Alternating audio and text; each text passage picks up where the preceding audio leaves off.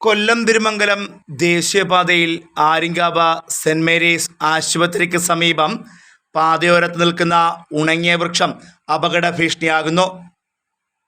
പാതയോരത്ത് നിൽക്കുന്ന ഉണങ്ങിയ വാഗമരം വാഹനങ്ങൾക്കും കാൽനട യാത്രക്കാർക്കും ഏറെ അപകട ഭീഷണിയാണ് ഉയർത്തുന്നത്.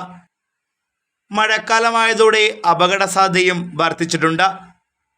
നാട്ടുകാരുടെ നേതൃത്വത്തിൽ നിരവധി തവണ RDOയ്ക്കും ദേശീയപാത അതോറിറ്റിക്കും വില്ലേജ് ഉദ്യോഗസ്ഥർക്കും പഞ്ചായത്ത് അധികൃതർക്കും പരാതികൾ നൽകിയെങ്കിലും ഫലമുണ്ടായില്ല.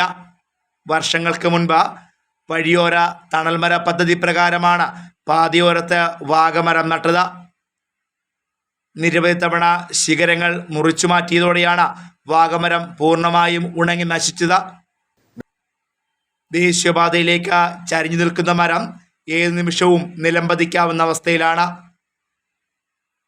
കൊല്ലം തിരുമംഗലം ദേശീയപാതയോരത്ത് അപകട ഭീഷണിയായ മരങ്ങൾ നീക്കം ചെയ്യുവാനായുള്ള പ്രവർത്തനങ്ങൾ ആരംഭിച്ചെങ്കിലും അപകട സാധ്യതയുള്ള മിക്ക മരങ്ങളും ഇപ്പോഴും നിലനിൽക്കുന്നുണ്ട്.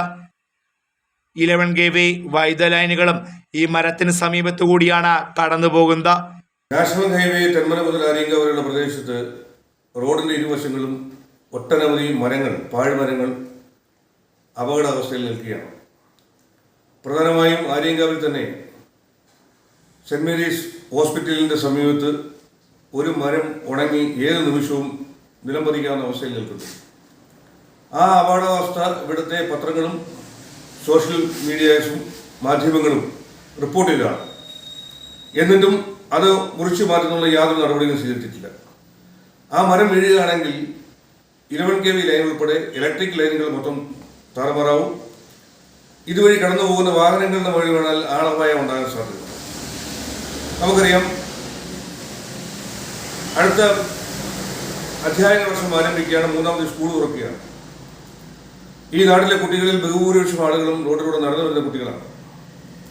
ഈ മരങ്ങൾ നടന്നു വരുന്ന കുട്ടികൾക്ക് അപകടം ഉണ്ടാക്കാൻ സാധ്യതയുണ്ട്. വാഹനങ്ങൾക്ക് അപകടം ഉണ്ടാകാൻ സാധ്യതയുണ്ട്.